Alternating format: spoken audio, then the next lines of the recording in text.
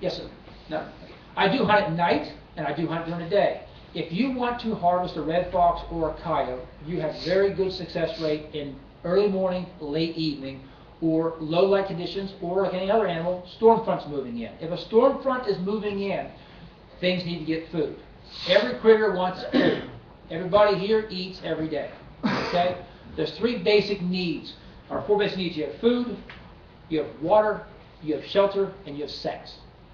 And all four of those you can exploit. It's a little hard to do a water call, but in a hot summer day, don't be afraid to sit over a water hole. If droughts are going through, you know how your dog is. He gets up from around the house, he's panting. That's how they sweat, through their mouth. As they're sweating through their mouth, you see drool fall off their tongue, that water's got to be replaced. Dog goes over to the creek, wallows in the water, sucks it up. The guys have bird dogs. You get them out there, 14-degree morning, wonderful. Dogs are working.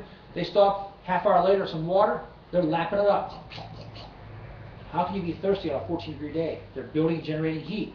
Coyote's out there prancing around, walking and hunting. He's going to want water. If you don't want to sit over water, you want to do a predator call. I like the action. I want to use a call, bring him into me. Sex calls. Perfect time of the year. These calls are starting out now. For me, it's honey, I'll do the laundry. Honey, I'll do the dishes. Honey, I'll cook the food. I don't care. That's my sex call. Coyotes, a little different. They have a lonesome howl. To locate, it's simply a bark and a howl.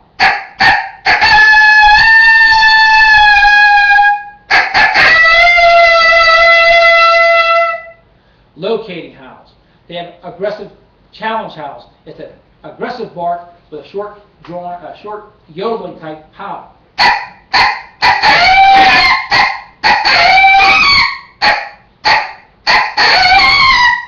Short, choppy howls, aggressive.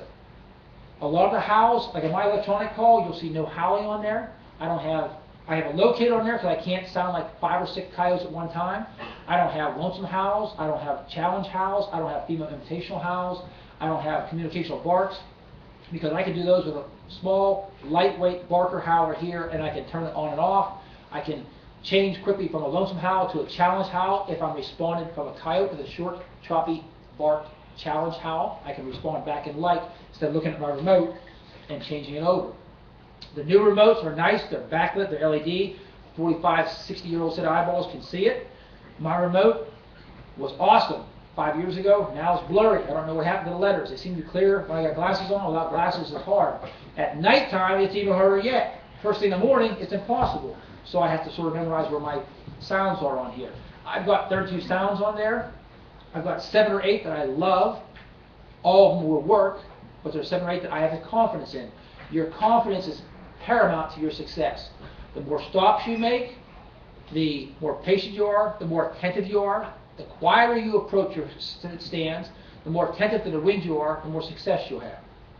And when you have success, you get more confidence. My one friend will swear to that if he wants to kill red fox, he will only use a woodpecker in distress. The first day he bought his FoxPro off me, he went out, called in 2 red fox, shot 2 red fox in one night, all using woodpecker in distress on a low volume setting.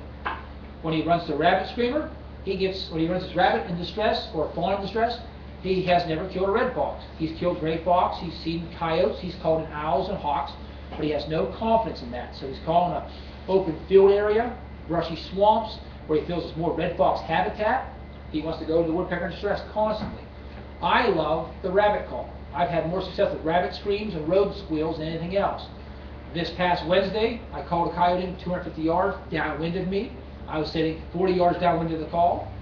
The only way I know I called it in is I simply do my walking after I call, because I headed back out the same direction. A coyote came off the top of the hill, ran down, got within 250 yards upwind of me, did a U-turn and booked back up the hill, the same exact way it came from. I was running a woodpecker in distress. So I know the call works. Did I see the coyote? No. But when this morning, this past Wednesday morning, it had been very warm out Tuesday night. Wednesday morning, the snow was laying on top, the granules were laying on top of the snow. They hadn't melted yet.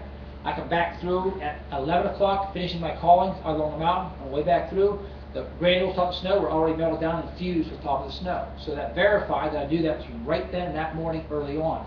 That's some woodsmanship, but that builds my confidence. Had I been sitting 200 yards downwind, I would have had a snowball's chance in Hades of shooting a gray fox that charged the call, but I would have been able to shoot that coyote, which was downwind a little further.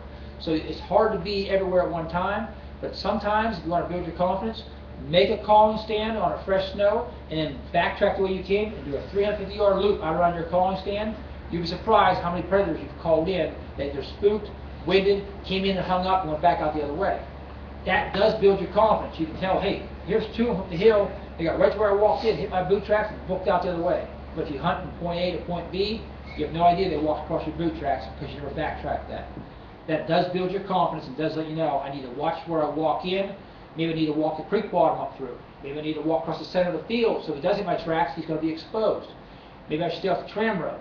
How many guys ever seen coyote tracks on the tram road? Or gray fox tracks on the tram road? Red fox tracks. You know why? Easiest path. Same as you and I. Do you wade through the briars and up and over the logs? Or do you walk down the tram road where it's quieter walking and you use your ears, your eyes, your nose, and your senses to decide, I just heard turkey, I think I see a deer. When the leaves are dry in the fall and you're walking down the tram road, you can hear deer feeding on acorns 50 yards away, rustling around. I hear leaves rustling. And you wait, sure enough, 15 minutes later, you see a flicker of a tail, and there's deer moving, right? Because you had a silent approach, and then you recognize what was going on, and you made your assessment. Now I have to wait here because I'm never going to get a shot, but I got a good log pile. Or do I have a couple big rocks? I can make a stalk, get a little bit closer, and get a 20-yard shot with my bow, or get a better rest with my rifle. A coyote works exactly the same way. If he can work with a silent, quick, effortless approach, let his nose do the work for him. Guys who have bird dogs can attest. A bird dog can run down the middle of the tram road, turn around, go in there and start to lock up on point. They smell that bird in the air. A coyote is also hunting grouse, and hunting pheasants, and hunting chickadees in pine trees. They can do exactly the same thing. They come down the tram road, on the downwind side of a pine grove, there's a grouse under one of these pine trees. They can smell it from 50 yards out, work up in at night, easy meal. Stunted pines, overgrown strip jobs are excellent places to hunt for coyotes because all those short pine trees, anybody who's going there at night, you go up and shake 100 pine trees, you're going to flush a bird out of one of those pine trees at night. I guarantee it. Because they roost in the pines to get out of the windbreaks. Those pine trees are no taller than this. A coyote can stand up on his back legs and go chomp. Red fox can jump up, chomp, take that bird right off the limb. You ever walk up on a rabbit sitting tight under a bush? Same thing. Coyote comes downwind, pick up a rabbit, turn around, up to it, run in and grab it. The difference on your bobcats. Bobcats have very short snouts. Coyotes, fox, very long snout.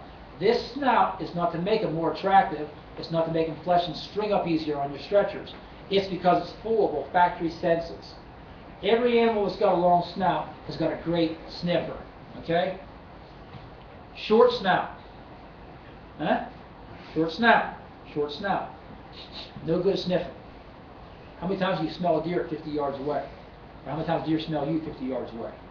Difference is, you got a carbon suit, you got spray on, you don't use cologne, you bathed in baking soda, you didn't eat meat for a week, you didn't touch your wife for a month, you slept out in a pine grove, 100 yards away, blows out of there. Olfactory senses are all in these chambers. It's a computer in there that deciphers all of the olfactory senses of a canine. This animal doesn't have it. Bobcat. Notice how large the eyes are in relationship to the skull. Coyote eyes, his skull is this big, his eyes aren't much bigger than a bobcat, but the skull is 4 times larger. They use their eyes, very visually oriented. Their ears swivel, just like your cats at home, very curious. Curiosity killed the cat. They will come in, but they're not running, jumping, and tackling their prey like a coyote or fox does. They stalk in, they pounce from close range. Cats are not notorious long-range runners to run something down. Coyote, on the other hand, can take off on a wounded deer, run it for 2.5 miles, catch up to it, and kill it. Bobcat will not do that. It'll sneak up close, and pounce. A friend of mine lives down in Harrisburg. He left his trail cameras, puts the trail camera out on his corn pile. He's got these beautiful pictures of these deer in the corn pile. The guy pulls his little camera out, puts a SIM card in there. This was last year. He's scrolling through. There's a doe. There's 2 does. There's 2 does. There's 2 does looking to the right. All of a sudden, there's a bobcat flying through midair in front of his trail camera. Then he's got a picture of a bobcat hanging on the deer's neck, and the deer spinning in circles. He's got 3 blurred pictures of the deer spinning around, the bobcat hanging on his neck. So of course he puts the camera down, runs over to the corn pile, and there's blood everywhere. And he starts tracking it and never did find the deer. But the deer left with the bobcat hanging on its neck. The last picture he had of the deer's back legs in midair heading out of the picture on the trail camera. The bobcat snuck in, lunged to midair, and pounced on that deer. Okay, had it all on trail camera pictures. It's very fascinating to watch. So they do hunt in a different manner. They do approach slowly, cautiously, using all types of terrain to get near their prey. If you've ever watched your house cat, they can stalk a bird on a bird feeder 3 hours. And that bird flies away and comes back. He goes 3 feet closer and just sits, and he waits and waits. When you're calling bobcats, you want to make it an hour stop. Now, I'm assuming you're not going down the road just pulling off, saying, it looks like bobcats, start calling here. Bobcats like a lot of brush, a lot of rocky areas, stumps and logs. Why? Hides their approach. They can get close enough to something and get on it. More brush means more birds, more rodents, more squirrels. So that bobcat has very little olfactory sense. I want to be blowing that call. I want to blow it long. I want to take pauses, blow it again, and stay on that call. That's where, again, electronics went out. Trombone lip is what Jerry Blair called it. You start playing a call for an hour, half an hour, your lips go numb. They don't want to work properly. Electronic call will run till the batteries go dead. You put 4 new little bunnies in there, and it runs so much longer again. So that being said, your electronic calls are excellent for bobcats because it allows you to up and down the volume, change the pitch, change the sound. If you see a bobcat coming in, he hangs up at 50 yards, he's laying there not moving, he's behind a rock, you can cut it down to a rodent distress or a bird distress. It may be re-pique his interest, get his curiosity back up, and get the bobcat to approach. Hunting at night, I always joke, and the guys get a kick out of this, well, how do you know if it's a bobcat, if it's a house cat, if it's a dog, if it's a gray fox, a red fox, or a coyote? Walk over and pick it up. That's the best way. Okay, so you're hunting at night. But that being said, bobcats are slower in their approach, and you'll see a serpentine style approach. They don't bounce and run in much like a gray fox and red fox. They kind of bounce as they're coming in. You see the eyeballs coming in. A red fox, inch apart, flashy eyes, bouncing in, stop, look around, bounce some more, come in a little closer until you get to where you feel you can take the shot. Coyotes' eyes obviously are a little bit farther apart, but not much. They're 1.5 inches, 2 inches apart, as opposed to 1.25 inches, 1.5 inches apart. About a half inch difference. Hard to tell the difference, but you will notice they're higher off the ground, and they're bounced, and they're slower in their gait because they're not taking such short, choppy steps. Now, this hunt's coming up here the 28th, I believe, right? Up here for the club. On that hunt, currently where we're sitting now, with about 1 foot of snow, I haven't been out since that rain came in on Thursday or Friday. There's some rain in here. I haven't been out yet. If there's not a hard crust on the snow, I'm going to target red fox and coyotes. They carry a little bit. Gray fox carry a fat reserve. Red fox do not carry a fat reserve. Red fox have a little bit larger paw. You're looking at about a 50-cent piece to a very small 1.5 inch diameter in a print in the snow or mud. Gray fox, contrary to that, are more canine-like, or more cat-like.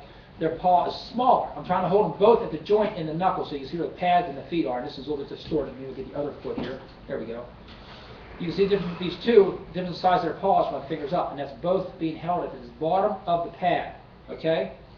You get into the coyote, hold him at the bottom of the pad, and you see the difference of the three. Larger feet, longer legs, better snow travel. Longer legs. This leg from the armpit down is about, well, let's just say 10 inches down there, okay? This little gray fox here, again, from the armpit down, he's about 7 inches down there. You get 9 inches of snow, he's bottoming out every time he takes a step, every time he takes a bound. He will tend to hole up. Red fox, contrary to that, they can hole up, but they also just lay up. They'll get to a brush pile, wrap their tail around them, lay down for the day, and sleep. Thus, you can call red fox throughout most of the day, late mornings, early evening, because they're often just laid up somewhere where they can hear the outside sounds. Gray fox, on the other hand, more nocturnal, more of a hole dweller or a hollow tree dweller. And if they're underground and they're holed up, your call is going to sound like, instead of, if they're down there 3 feet underground, they may not hear it at all. So they're going to be a little harder to call these guys in during daylight hours, although if they're still active, you can do so. Guys who run hounds will tell you that when they run dogs for fox or for coyotes, Rarely are they running and chasing gray fox. They're generally running and chasing red fox.